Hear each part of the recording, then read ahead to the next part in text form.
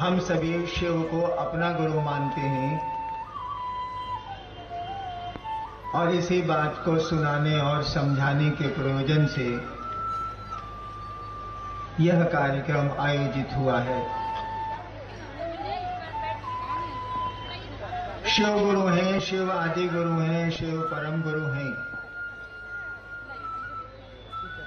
ये बात कोई नई नहीं है। ऐसा नहीं है कि हम लोग कह रहे हैं कि शिव गुरु हैं, शिव आज भी गुरु हैं, शिव जगत के गुरु हैं।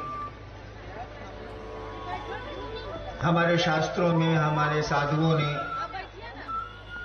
इस देश के मनीषियों ने बहुत पहले से कह रखा है, लिख रखा है कि वो जो महादेव हैं, वो जो शिव हैं, वो गुरु हैं, गुरुओं के गुरु हैं। यहां तक कह डाला कि वो गुराधिपति हैं, गुरुओं के मालिक हैं, गुरुओं के राजा हैं। ये बात तो बड़ी पुरानी है कि शिव गुरु, लेकिन उनको अपना गुरु बनाने का सिलसिला नहीं शुरू हुआ। शिव को अपना गुरु बनाने की परंपरा, इसकी शुरुआत नहीं हुई। किताबों में कहीं न कहीं या कुछ जगहों पे हम लोगों को मिल जाता है कि लोगों ने शिव को अपना गुरु माना, बड़ी ख्याति भी प्राप्त की उन लोगों ने, किंतु दूसरों को प्रेरित नहीं किया, दूसरों को नहीं कहा कि उस शिव को वो अपना भी गुरु बना सकते हैं। यानी शिव गुरु तो हैं, लेकिन उनकी शिष्यता शुरू नहीं हुई। उनको लोगों ने, आम लोगों ने, जनमानस ने अपना गुरु नहीं माना। हम लोगों ने कहा कि जिस महादेव की पूजा आप कई हजार वर्षों से खानदान दर खानदान से करते चले आ रहे हैं, जिस महादेव की पूजा हमारे आपके परिवार में बड़े लंबे अरसे से चली आ रही है, उसको अपना गुरु बना के देखिए, वो गुरु हैं। उस शिव को अपना गुरु बनाया जा सकता है और बनाने में कोई मेहनत नहीं है, बनाने में कोई औपचारिकता भी नहीं है, कहीं कुछ नहीं है। इसीलिए कि हमारा आपका मन संबंध बनाता है, शरीर नहीं बनाता, कपड़े नहीं बनाते, पैसे नहीं बनाते, गहना नहीं बनाता, आभूषण नहीं बनाते। हमारा आपका कोई संबंध, वो बेटे से बने, पिता से बने, मां से बने, मित्र से बने, हमारा आपका कोई संबंध जो बनता है वो मन से बनता है। गुरु से भी हमारा आपका संबंध, हमारा आपका मन ही बनाएगा। मैंने कई बार कहा कि आपका ये मन कौन सी चीज है? ये जो हम कहते हैं कि मन से संबंध बनता है, मन ही शिव होता है, मन ही शैतान होता है, शरीर तो होता नहीं। आखिर ये मन है क्या चीज जो शिव हो जाता है, जो शैतान हो जाता है, जो मित्र हो जाता है, जो दुश्मन हो जाता है, जो पिता हो जाता है, जो पुत्र हो जाता है? ये मन कुछ नहीं। मैंने पहले भी आप लोगों से कहा है कि ये मन विचार पैदा करने की एक मशीन है। हमारे आपके भीतर जो विचार पैदा होते हैं, जो सोच पैदा होती है, मन से पैदा होती है। मन विचार पैदा करने की एक अदृश्य मशीन है जो दिखती नहीं। कहने का अर्थ हुआ कि हमारा आपका विचार ही हमको आपको शिव बनाता है, हमारा आपका विचार ही हमको आपको शैतानियत में ले जाता है, शैतान बनाता है। हमारा आपका विचार ही हमको आपको किसी का मित्र बनाता है, किसी का पुत्र बनाता है, किसी का पिता बनाता है।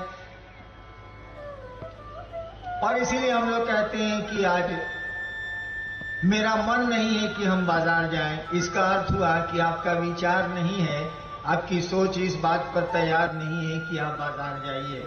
आप कहने को कह देते हैं कि आज आप, मेरा मन नहीं है, हम बाजार नहीं जाएंगे। तो मन शिव को गुरु मानेगा, मन ही कोई संबंध बनाता। मन विचार पैदा करने की एक मशीन है। तो यह विचार कि हे शिव आप मेरे गुरु हैं, यह विचार अगर मन में पैदा किया जाए, मन में पैदा हो ये विचार, तो शिष्यता की, उस शिव की शिष्यता की शुरुआत हो जाएगी। और विचार अगर ठहर गया तो शिष्यता भी हो जाएगी। अगर यह विचार कि पड़ोसी से दोस्ती करेंगे, यह विचार पैदा हो जाए तो दोस्ती के कदम बढ़ते हैं। और यह विचार की दोस्ती रखनी है पड़ोसी से, यह विचार अगर खड़ा रह गया मन में, घनीभूत हो गया मन में, तो दोस्ती हो जाएगी।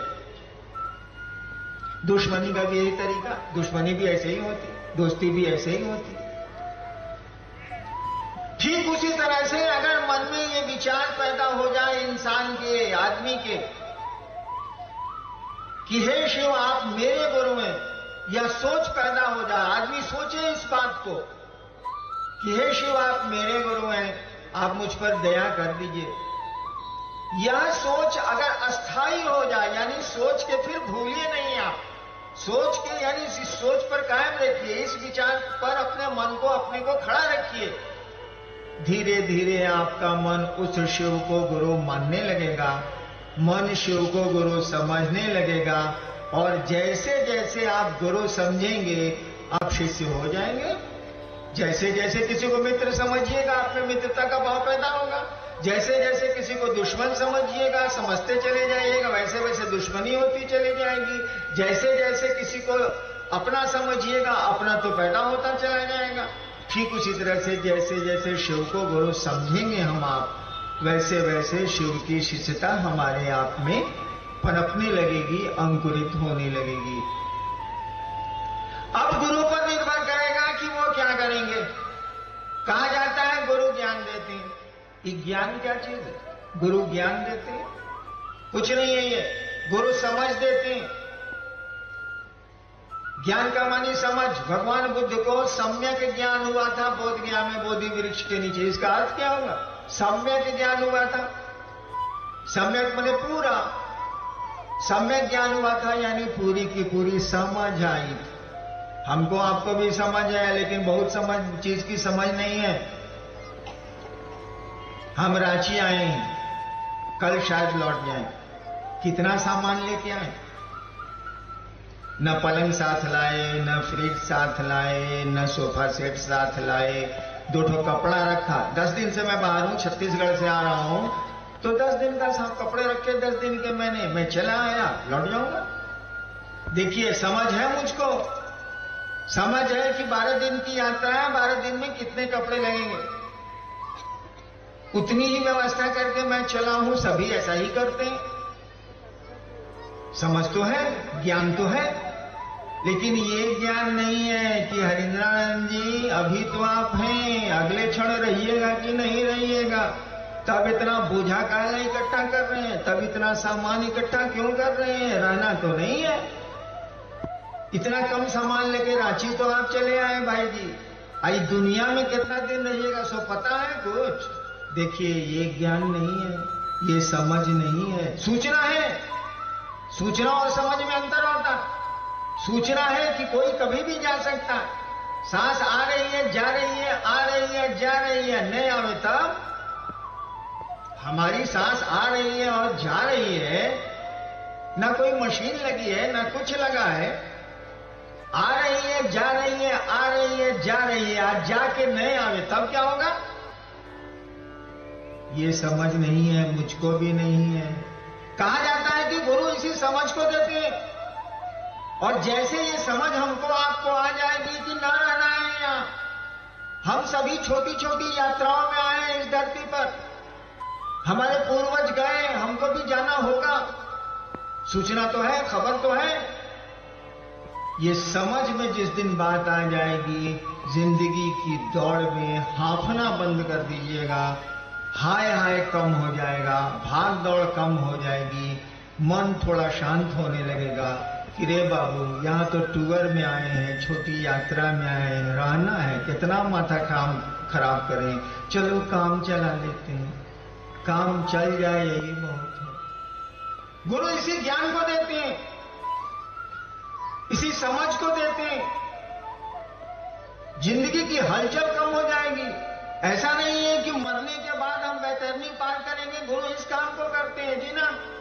गुरु जीने की कला सिखाते हैं। मरने के बाद क्या होगा ये कौन जानता है, कौन इसकी चिंता करता है। लेकिन जिंदा कैसे रहेंगे हम, माने जीवन हमारा सुखमय, शांतिमय, शिवमय कैसे होगा, गुरु इसकी कला सिखलाते हैं, इसकी समझ देते हैं। हम लोगों ने कहा कि उस शिव को गुरु बना के देखिए। हमारे शास्त्रों ने, हमारी किताबों ने, हमारे साधुओं ने गलत नहीं कहा है कि वो गुरु है। और आपको आश्चर्य होगा, मैंने जिस दिन शिव को गुरु माना था, भगवान समझ के माना था। आरा के गांगी श्मशान में रात के 2 बजे 1974 में मैंने शिव को गुरु माना था। मुझको पता नहीं था कि शिव गुरु होते, मैं जानता नहीं था। शिव को भगवान समझ के मैंने गुरु माना, और 8 वर्षों के बाद मैंने जाना कि दूसरे जानते हैं कि शिव गुरु हैं। मैं तो जानता ही नहीं था कि शिव गुरु हैं। मैंने भगवान समझा उनको, और भगवान समझ के उनको गुरु मान लिया। सोचा था कि गुरु भगवान होता है, तो ये भगवान गुरु काहे नहीं है। हमको ये पता नहीं था कि शिव गुरु होते हैं। मैंने न कहीं पढ़ा था, न मैंने सुना था, मैं कुछ नहीं जानता था। श्मशान की साधना कई वर्षों से कर रहा था। एक दिन मेरे मन में ख्याल आया कि गुरु भगवान होते हैं, तो ये भगवान गुरु काहे नहीं है। हमने सुना था कि भगवान शिव को कहते हैं, ईश्वर का नाम शिव है, शिव का नाम ईश्वर है। सुना था मैंने, समझा तो नहीं था, समझना कठिन है इस बात को, लेकिन सुना था मैंने, और मैंने शिव को गुरु मान लिया। जो परिणाम 8 वर्षों में मैंने देखे, मुझको लगा कि ये तो गुरु है, ये तो गुरु का काम करते हैं। मुझको लगा कि शिव नाम के नहीं, काम के गुरु हैं। और तब मैंने शुरू किया ये कहना कि भैया शिव को अपना गुरु मान के देखो, तुम्हारा लगता क्या है, तुम सोच भी नहीं सकते हो। इस सोचने में तुम्हारा क्या लगता है भाई। आप सोच भी नहीं सकते हैं कि हे शिव आप मेरे गुरु हैं। एक रिश्ते को बढ़ा लेना है, घटाना तो नहीं है। भगवान तो है ही, वो रहेंगे। उनसे तो दान मांगते ही हैं, संपत्ति मांगते ही हैं, सुख मांगते ही हैं। अरे ज्ञान क्यों नहीं मांग लेते? ज्ञान मांगिएगा तभी ना कोई चीज काम देगी, वो धन हो या संपत्ति हो या कुछ भी हो। हम लोगों ने कहा कि उस शिव से दान तो लेने की आदत हम लोगों की पड़ी हुई है, उस शिव से ज्ञान भी तो मांगिए। ज्ञान लेने के लिए शिष्य की मानसिकता में आना पड़ता है, सीखने की मानसिकता में आना पड़ता है। हम लोगों ने कहा उस शिव को जो आपका बाबा है, कहा जाता है ना, चंदा मामा सबके मामा शिव घर के बाबा। हम लोगों ने कहा कि जो हमारा आपका सदियों से बाबा है, उसको अपना गुरु भी बनाइए, रिश्ता प्लस करिए, रिश्ता बढ़ाइए, और देखिए कि नतीजे क्या आते हैं, देखिए कि परिणाम क्या आता। मैं तो पूरी नौकरी में रहा, 32 साल मैंने नौकरी की, और आज करोड़ों शिव शिष्य हैं। मैं कहां कहां जाता हूं, आखिर इस विधा का कोई रिजल्ट तो है, तभी इतनी भीड़ है, तभी इतने लोग हैं, इतना जुड़ाव है। शिव गुरु होते हैं तो नतीजे आते हैं, ये तो लोगों की भीड़ बता रही है कि नतीजे आते हैं। हम लोग कहां कहां जाते हैं, कितना जाएंगे, आदमी है हम लोग के सामर्थ्य की, ताकत की एक सीमा है। लेकिन शिव गुरु हैं, वो जगत के गुरु हैं। इसीलिए जगत का कोई आदमी, वो किसी जाति का हो, किसी धर्म का हो, किसी जगह का हो, किसी तरह का हो, अमीर हो, गरीब हो, जो भी हो, उसको यह अधिकार है, उसको यह हक है कि उस जगत गुरु को वो अपना गुरु बना सके, क्योंकि वो जगत का गुरु है। और आप जगत में रहते हैं, हम जगत के सारे लोगों को ये अधिकार है, किसी से पूछने की जरूरत नहीं है, किसी से किसी परमिशन की जरूरत नहीं है, कोई अनुमति की जरूरत नहीं है।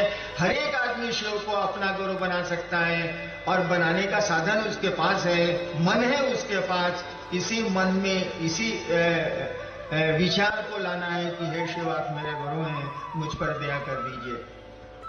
ये पूरा आयोजन बस इसी के लिए हुआ है कि हम आप शिव को अपना गुरु बनाए। विद्यालय तो है, हम आप पढ़ते ही नहीं, तो परिणाम कहां से आएंगे। स्कूल तो है, बच्चे स्कूल में नहीं जाएंगे तो बच्चे पढ़ेंगे कैसे, ज्ञान तो उनको नहीं मिलेगा, शैक्षणिक ज्ञान तो नहीं मिलेगा। ठीक उसी तरह से शिव गुरु है, जगत के गुरु है। बहुत लोग कहते हैं जगत के गुरु है, हम माने क्यों? मेरे पिता ने शिव को गुरु नहीं माना, बोले कि तुम्हारे पैदा होने के पहले से जानते हैं शिव गुरु है, तो तुम्हारे कहने से हम मान लें। हमका मत माना, नहीं मानिएगा। स्कूल है, ये जानिएगा, पढ़िएगा नहीं तो वो ज्ञान स्कूलों में जो मिलता है आपको कैसे मिलेगा। शिव तो गुरु है, जब तक उनको अपना गुरु नहीं बनाइएगा तब तक तो कोई एक्शन रिएक्शन या कोई उसके परिणाम हमको आपको नहीं पता चलेंगे। हम लोगों ने कहा उस शिव को अपना गुरु बनाओ। आइए देखते हैं, कुछ जिज्ञासाएं आई हैं। उद्घोषक ने कहा है कि ढेर सारी जिज्ञासाएं आई हैं, हम लोग उसका समाधान ढूंढते हैं। एक जिज्ञासा है श्री दिलीप जी का।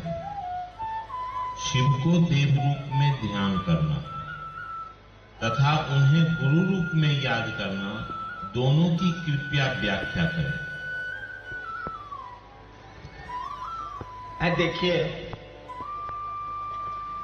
किसी भी ज्ञान का, किसी भी तथ्य का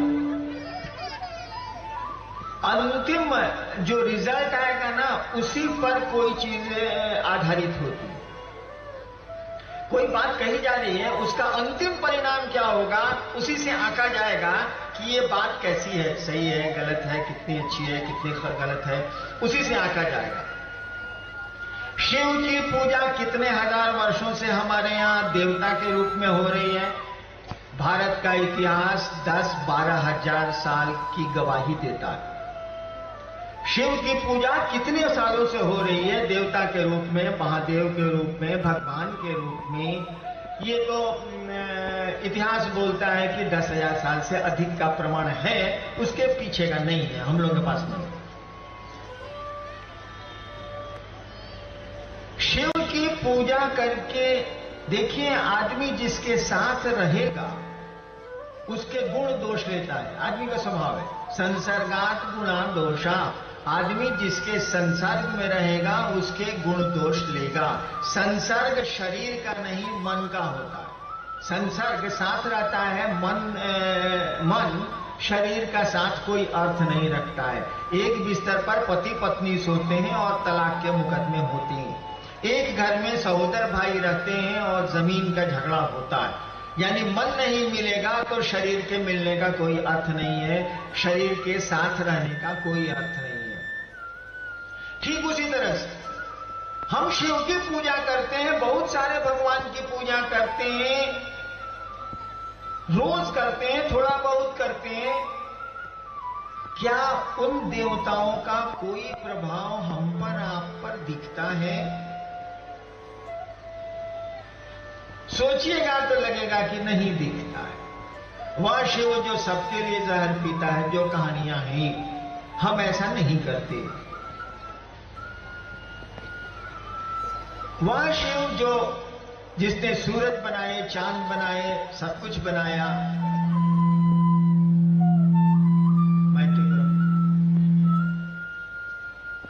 जिसने सब कुछ बनाया, उन चीजों को देखिए। सूरज शहर देख के रोशनी नहीं देता, बादल जगह देख के पानी नहीं बरसाते, ओस जगह देख के, स्थान देख के नहीं गिरती है, नदियां आदमी देख के पानी को गंदा और शुद्ध अशुद्ध नहीं करती हैं, पेड़ के फल नहीं करते हैं, कुछ नहीं करते हैं। लेकिन हम उस शिव की पूजा करके देखिए कैसे टुकड़े टुकड़े में बट गए अपने में। हम लोग हिस्सा हिस्सा बट गया हम लोगों का, हम लोगों ने खुद बांट लिया। देखिए, देवता का असर हम लोगों पर कम पड़ा है, नहीं के बराबर पड़ा है। जिस शिव के फोटो में बाघ और बैल एक साथ दिखते हैं, बाघ बैल को खाता है, जन्मजात उसका गुण है। जिस शिव की तस्वीर में बाघ और बैल एक साथ दिखते हैं, मोर और सांप एक साथ दिखते हैं, सांप और चूहा एक साथ दिखते हैं, उसी की पूजा करके हम अपने घर में भी साथ नहीं रहते। देखिए कैसी पूजा करते हैं। तो ये तो मैंने कहा कि अंतिम रिजल्ट से मालूम हो जाएगा कि कोई चीज परिणाम दे रही है और कैसी दे रही है, अंतिम रिजल्ट से मालूम हो जाएगा। ऐसे भी भक्त को भगवान की सीढ़ियां चढ़ना पड़ता है। हमको आपको भगवान के निकट जाना पड़ेगा, तभी भक्त हो सकते हैं। भक्त तो ऐसे होना बहुत कठिन है। हम लोग याचक हैं, महादेव से मांगते हैं। भक्त तो प्रेमी को कहते हैं, जो खुदा से, भगवान से प्रेम करता है, जो देना जानता है। प्रेम का अर्थ होता है जो दे सकता है। प्रेमी प्रेम पात्र को देते हैं। भगवान को पाने के लिए आपको श्रद्धा और विश्वास की आवश्यकता हो सकती है। उस देवता की पूजा में श्रद्धा और विश्वास की आवश्यकता हो सकती है, लेकिन गुरु से जुड़ने में इसकी कोई आवश्यकता नहीं है तो भी ठीक है, नहीं है तो भी ठीक है। देखिए, हम लोग स्कूल में पढ़ते थे, मास्टर साहब का टास्क बनाना होता था, जिस दिन नहीं बना के ले जाते थे, याद करिए हम लोग कैसी कैसी बात सोचते थे। मास्टर साहब के बारे में सरापते रहते थे कि मास्टर साहब आज क्लास में नहीं आए, कुछ गड़बड़ हो जाए। लेकिन मास्टर आता था, पढ़ाता था, पिटता था, बेंच पर खड़ा करता था, सबक नहीं बनाने पर। कोई श्रद्धा नहीं थी बच्चे को, बचपन में हम लोगों को कोई विश्वास शिक्षक पर नहीं था। लेकिन नतीजा क्या हुआ, देखिए मास्टर साहब तो मास्टर साहब रह गए और विद्यार्थी कलेक्टर हो गया। देखिए, कोई श्रद्धा नहीं थी, कोई विश्वास नहीं था। ठीक उसी तरह से आप गुरु के पास जाएंगे, बिना श्रद्धा के भी जा सकते हैं, बिना विश्वास के भी जा सकते हैं। लेकिन गुरु के पास जाइए तो गुरु आपको धीरे धीरे ज्ञान के अपने तल पर ले जाएगा और गुरु को शिष्य के तल पर आना पड़ता है। आप फिजिक्स में पढ़ाते हैं विश्वविद्यालय में, यूनिवर्सिटी में, आप अपने पोता को पढ़ाने बैठिए तो जरा क ख ग ABCD सब आपका फिजिक्स गोल हो जाएगा, अल्फा बीटा गामा रे सब साफ हो जाएगा। और लगिएगा कहने की लाइन खींचो, ऐसे इसमें को बकली बनाओ, फिर को बकली बनाओ, बोलो क, वो बोलेगा अ। देखिए, आप MA पास हैं, फिजिक्स का क्लास में पढ़ाते हैं और पोते को क पढ़ा रहे हैं, आपको उस बच्चे की मानसिकता पे उतरना पड़ेगा। और तब 20 साल के बाद, 25 साल के बाद वो आपके मानसिक तल पर जाएगा। गुरु को शिष्य के तल पर उतरना पड़ता है। शिव गुरु होंगे तो आपके तल पर उतरेंगे और तब धीरे धीरे वह परम ज्ञान की ओर ले जाएंगे, शिव ज्ञान की ओर ले जाएंगे। देवता के रूप में तो हमको आपको सीढ़ियां चढ़नी होंगी और देवता को भी खुश करने के लिए आपको गुरु के पास जाना ही जाना होगा। तुलसीदास जी कहते हैं ना कि बिन युक्त भक्ति ना होगी, बिना टेक्निक के भक्ति नहीं होगी बाबू। इसीलिए नहीं होगी, क्यों नहीं होगी? हम लोग तो भक्त हैं संसार के, हम लोग तो प्रेमी हैं इस दुनिया के। उस शिव से, उस परमात्मा से प्रेम सामान्य नहीं है, असामान्य स्थिति है। इसीलिए टेक्निक लगाना होगा, युक्ति लगानी होगी और युक्ति तो गुरु के पास होती है। हम लोगों ने कहा शिव को अपना गुरु बनाइए, वो अपने शिष्य को शिव बनाएंगे। कैसे बनाएंगे ये वो समझेंगे, आप शिष्य तो बनेंगे। एक भाई की जिज्ञासा है कि पारंपरिक मान्यता रही है कि जैसा अन्न वैसा मन। शिव की शिष्यता में भोजन की पवित्रता आदि पर कोई रोक नहीं है, समझाने की कृपा की जाए। एक भाई ने पूछा है कि कहा जाता है कि जैसा मने खाए अन्न वैसा बने मौन, जैसा पिए पानी वैसी बने वाणी। हम लोग भी सुना। उन्होंने पूछा है कि शिव की शिष्यता में ऐसी कोई प्रतिबद्धता नहीं है या ऐसा कोई प्रतिबंध नहीं है, ऐसी कोई वर्जना नहीं है। बिल्कुल नहीं है। एक बात तो पहले समझ लीजिए, गुरु शिष्य की दिशा में, गुरु शिष्य की परंपरा में कानून गुरु का चलेगा, शिष्य का नहीं चलेगा। विद्यालय में शिक्षक का नियम चलेगा, विद्यार्थी का नियम अगर चलेगा तो सब लड़का मास्टर साहब सब कबड्डी खेलने लगेंगे, क्योंकि बच्चे खेलना चाहते हैं। इसीलिए शिक्षक का नियम चलता है, विद्यार्थी का नियम नहीं चलता। गुरु शिष्य की परंपरा में भी गुरु के नियम चलेंगे, शिष्य के नियम नहीं चलेंगे। हम लोगों के गुरु शिव हैं, जो जगत का गुरु है। हम लोग नियम बना दें तो फिर बाकी लोगों का क्या होगा? जो समुद्र के किनारे मछुआरे रहते हैं उनका क्या होगा? आपने देखा नहीं होगा, लेकिन मैंने देखा है। मैं दंडाधिकारी रहा हूं सहरसा मधेपुरा में। जब बाढ़ आती है उन इलाकों में तो रेलवे की पटरियों पर लोग चले जाते हैं और राहत सरकार की पहुंचने में थोड़ा वक्त लगता है। और वे लोग मछलियां मार के अपने बच्चे, अपने परिवार को खिलाते हैं आग में भूज के। तब तो अगर मैं कोई वर्जना लगा दूं इस पे भोजन पे, तो वो जो मछलियों पर अपने बच्चों को पालते हैं, जिनको साग सब्जियां नहीं मिलती हैं, जो समुद्र के किनारे रहते हैं, उनके जीवन का क्या होगा? और तब क्या उनका महादेव नहीं है? क्या उनका शिव नहीं है? शिव तो सबका है, भले हमारा आपका नहीं हो। शिव के तो सभी हैं, लेकिन हमारे आपके शिव भले नहीं हो। हमारी आपकी पत्नी है, हमारे आपके बच्चे हैं, हमारे आपके पैसे हैं, हमारी आपकी दुनिया है, लेकिन शिव के तो हम सभी हैं। तो नियम तो शिव का नहीं चलेगा, वो जगत का गुरु है, वहां सबको जाने की छूट है। आप क्या खाते हैं, क्या पहनते हैं, क्या करते हैं, इससे कोई बात नहीं है। वो सभी तो उसी की संतान है, सब कुछ तो उसी की सृष्टि है, सब कुछ तो उसी का सृजन है। तो नियम शिष्य कैसे बनाएगा, नियम तो गुरु बनाएगा। शिव का नियम चलेगा। और हम लोगों ने इसीलिए कोई नियम नहीं बनाए। हम लोगों ने कहा कि 3 काम करिए शिव को गुरु बना के, उनसे दया मांगिए, उनकी चर्चा करिए, उनको प्रणाम करिए। बाकी आप क्या करते हैं आप जानिए। अगर मेडिकल साइंस कहता है कि घास मत खाइए, मत खाइए। मेडिकल साइंस कहता है कबूतर मत खाइए, मत खाइए। ये हम लोगों का कोई विषय ही नहीं है कि आप क्या खाते हैं, क्या नहीं खाते हैं, क्या पहनते हैं, क्या नहीं पहनते हैं। ये समाज है, इसकी अपनी व्यवस्था है। उस व्यवस्था को सुंदर बनाने के अनुरूप हमको आपको चलना चाहिए। गुरु शिष्य की परंपरा में जब शिव गुरु होंगे तो कोई नियम नहीं बन सकता है, क्योंकि वो जगत का गुरु है। और जगत में एक एक आदमी की प्रवृत्ति और प्रकृति अलग अलग है।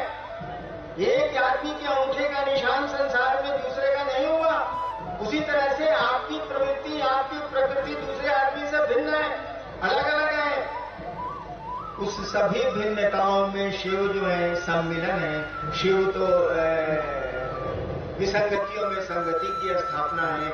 वही शिव हमारे आपके गुरु हैं। इसीलिए हम लोग ऐसा कोई नियम, ऐसा कोई प्रावधान नहीं कर सकते भोजन पर। यह हम लोगों की लाचारी है। आप जानिए आप क्या करते हैं। हम तो केवल शिव को गुरु मानने की बात करते हैं।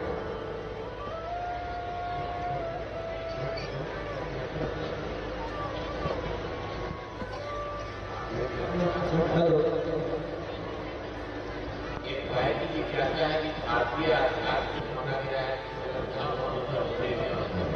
संत आत्मा विनश्यति। किंतु आपकी मान्यता है कि अश्रद्धा और अविश्वास में भी शिव को गुरु मानकर ज्ञान प्राप्त करना संभव है। कृपया इसे स्पष्ट करने की कृपा करें। एक सवाल आया है कि भारतीय आध्यात्म में कहा जाता है कि श्रद्धावान लभते ज्ञानम।